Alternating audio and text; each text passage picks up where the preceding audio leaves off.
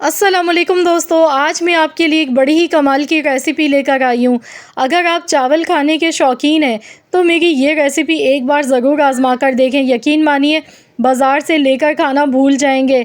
आप इस रेसिपी के फ़ैन हो जाएंगे। बहुत ही लजीज, बहुत ही उम्दा बीफ वाइट यखनी पुलाव बना के हमने तैयार किया है।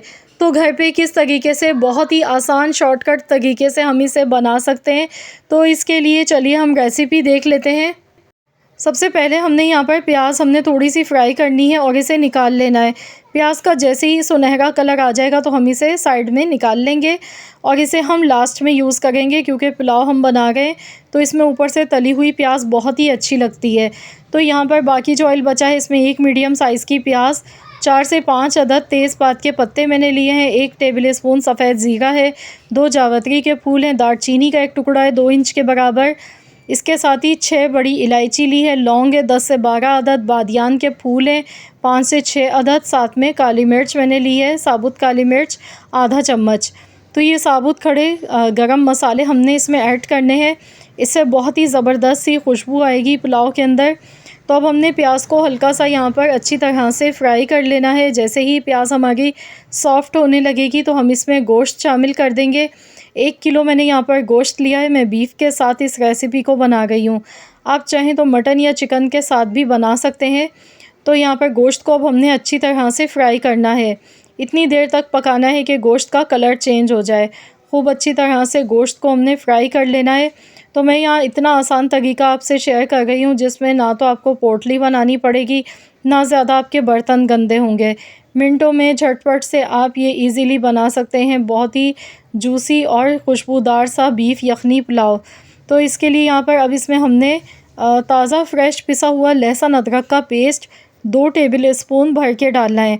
लहसुन अदरक का पेस्ट आपने ज़्यादा ही इसमें डालना है। कोशिश कीजिएगा कि उसी टाइम ताज़ा पीस कर डालें तो खुशबू बहुत ही अच्छी आती है इसमें। तो बस इसे भी अच्छी तरह से मिक्स करेंगे और अच्छी तरह से मज़ीद गोश्त को हमने यहाँ पे कुछ मिनट तक और फ्राई कर लेना है। तो यहाँ पर देखिए माशाल्लाह अल्हम्दुलिल्लाह बहुत ही बेहतरीन सा गोश्त फ्राई हो चुका है। इसमें नमक डाल देंगे, 1 चम्मच भर के नमक का शामिल किया है। 1 टेबल स्पून कुटा हुआ धनिया है ये मेरे पास, ये मैं इसमें डाल गई हूँ। इसे अच्छी तरह से मिक्स कर लेंगे और इसके बाद हमने यहाँ पर इसमें सौंफ भी डालनी है। सौंफ भी मैं साबुत नहीं डालूँगी, ना मैंने साबुत धनिया साबुत डाला है, क्रश करके डाला है। इसी तरह से सौंफ को भी हल्का सा दरदरा सा पीस लिया था। 1 टेबल स्पून ही इसमें सौंफ हम पीस के इस तरह से डाल देंगे। बिल्कुल एकदम बारीक पाउडर मत बनाइएगा, थोड़ा सा मोटा सा दरदरा सा आपने पीस के इस तरीके से डालना है। इससे बहुत ही अच्छी यखनी में फ्लेवर आएगा इसकी। और बस इसे कुछ सेकंड्स तक हमने इसी तरह से फ्राई कर लेना है। तो यहाँ पर गोश्त हमारा अच्छी तरह से फ्राई हो चुका है। अब इसमें 1 कप भर के दही शामिल कर देंगे।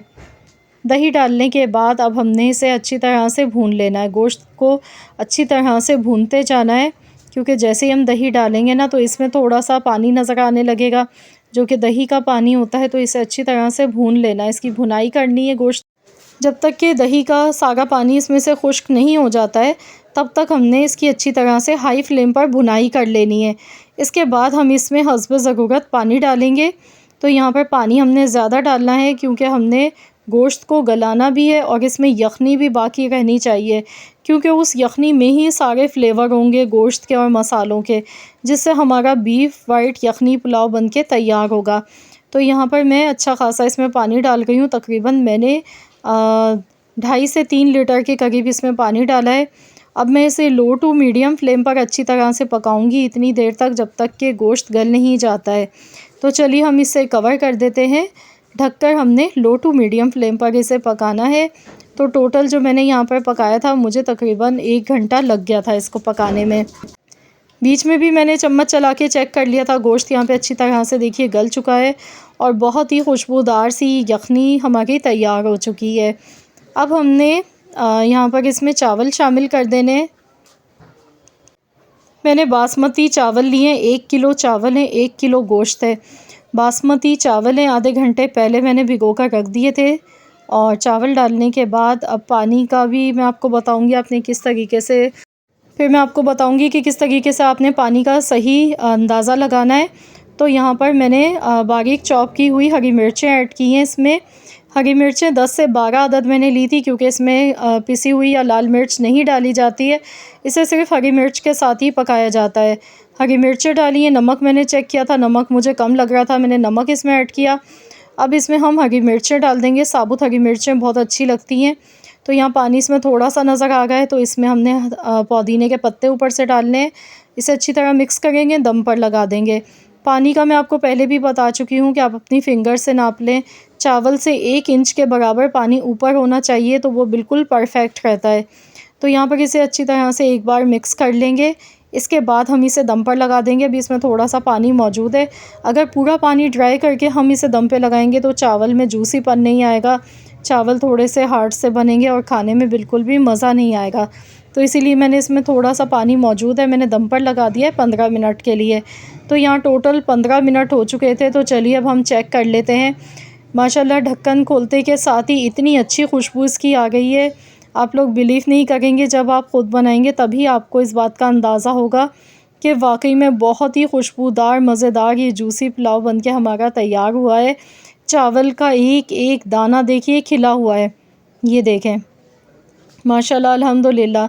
बहुत ही बेहतरीन सी रेसिपी है ये। तो आप लोग भी इस तरीके से वाइट यखनी पुलाव बना के घर पे तैयार कर सकते हैं। अब आपने सर्व करते टाइम तली हुई प्याज ऊपर से गार्निश कर देनी है, जो कि इसके साथ बहुत ही मज़े की लगती है। तो आप लोग ज़रूर इस रेसिपी को बनाएं और इन्जॉय करें अपनी फैमिली के साथ।